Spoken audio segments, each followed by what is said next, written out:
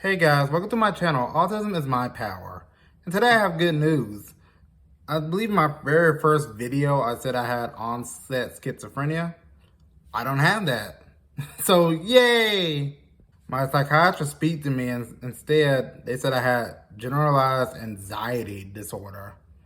But what is generalized anxiety disorder? Well, it's a disorder, it's an anxiety disorder is when you feel anxiety, fear, unnecessary fear for like no reason whatsoever. It's very different from social anxiety, which I thought I had, but no, it's generalized anxiety. So first, guys, I'm going to talk about my experience with generalized anxiety disorder. And well, it was pretty rough. I would say it's not as bad as most people, but it can still be pretty bad. Now, I didn't get diagnosed with anxiety in general, but it didn't specify me with a certain type yet until, well, now, but also like about 6 years ago. How my anxiety started was when I was in middle school. Yeah, it's always middle school. But in middle school, I couldn't speak in front of people. I couldn't do essays and do school speeches in front of people. And heck, I'm not gonna lie, guys. One time I even cried in front of the whole class when I tried to give a speech when I think it was like in sixth grade. Yeah, I just outright cried. Like I just couldn't do it. And then there was another instance. That's when I think about it. When there was another instance when I was literally 7 years old, when I had to cry, when I was crying in front of my church, when I had to do an Easter speech. All those eyes, man, they were just nightmarish for me. Then when I was like 9 years old, I was like crying when basically my aunt was taking me to like Kroger. And then for all of a sudden, I started crying profusely. And then my aunt and my mom was like, "What's wrong, Bryson? Well, why are you crying?" I couldn't speak. And that can be very well part of generalized anxiety as well. Sometimes you can't speak, you're frozen, you can't do anything. You just cry or you're just too much into one emotion, which is usually fear. Turns out I was crying because I was in trouble with my dad. I was just really thinking about, because I did something bad at school, my dad said, "I'm gonna punish you for it." And I had that thought running through me all day. And I think it just boiled over when I was like 9 and I was just crying profusely. Luckily my dad didn't punish me after that, but but yeah, that's pretty much what happened with anxiety. And then there was like one other time in anxiety when I was literally in my senior year, a major form of anxiety, when I was at my senior graduation party.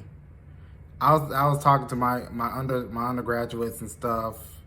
I was saying, yeah, I'm gonna have so much fun at this party. Yeah. But then all of a sudden when I was at the party, I froze. I didn't speak to anybody. My mind was racing. I started breathing heavy. And I think it's because I just realized I don't have any friends over here. I can't speak to anybody. Like, and what if I try to speak to somebody, then what if they shoot me away because they don't know me? And my mind started racing and it was just a bad feeling. So fast forward to my college years, my anxiety was not much better. Like I said before in my last video about autism, I couldn't speak to anybody. Even when I tried to, my anxiety just got in the way. Like, guys, just imagine, like, here's how anxiety usually feels like. Like, basically, imagine your biggest fear ever, but you have to deal with it every day. That was my anxiety. Like, my biggest fear, other than like talking to people and being around people, would be like riding the Superman at the roller coaster. Was the roller coaster at Six Flags. Like every day. That's what it feels like to have anxiety sometimes. It's not fun. Like I said, now I never had any panic attacks with my anxiety. It was just mostly crying, feeling sad, and not speaking, to be fair. And it could overlap with autism as well. But yeah, my college years, it was pretty much the same. But now, guys, I'm about to get into how I have overcome anxiety so far. For one, how do you think you can get over anxiety? You have to face your fears. If you never face the fear with anxiety, then you'll never get past anxiety. For example, like just recently, like about 3 years ago, I joined theater class in my college.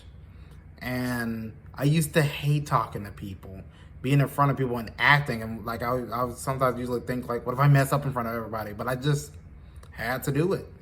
Like I just did it. And guys, the more you do something, it's like exercising or a muscle.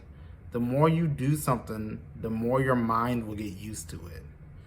And also, what's another example? There was like a job where I had to canvas at one point. I think it was called the New Georgia Project.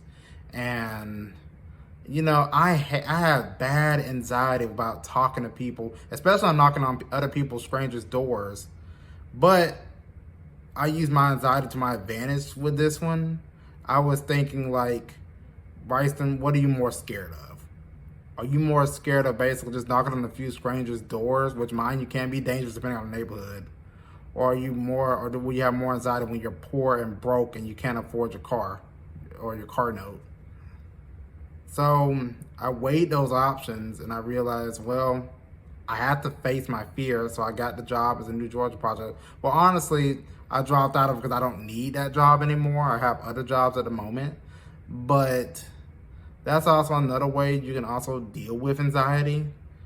Another way, obviously, you may need therapy. Like therapy can also help in having a strong relationships with people helps as well.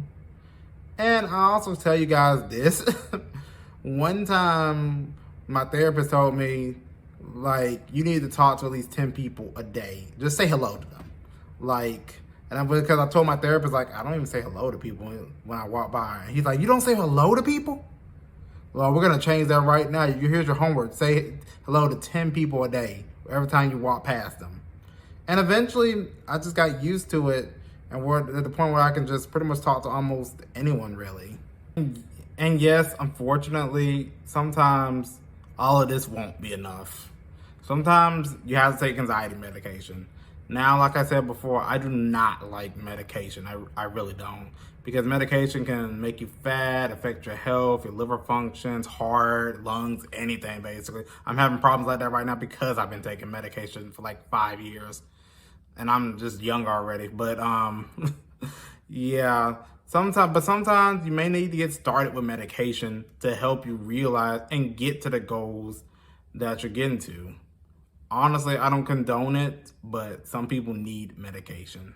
And with me facing my fears, I have found people that I connect with, like you guys, as well as people in the college I vibe with very well. If I didn't face my fears and do any of this, I would have never made connections with the people that I met before and even today. It's very important to break through anxiety if you can. And I know you guys can. And yes, my anxiety wasn't as bad as, say, somebody with panic disorder. Now, panic disorder is really bad. One of my relatives has that, and it's not fun. But I implore you guys to get help whenever you can if your anxiety is just too much for you to handle. So guys, that's it. I just wanted to make another video today, and hopefully I get this up by today or maybe by maybe tomorrow. Tomorrow, you guys know when it's up, but I'll see you guys in the next video. Peace.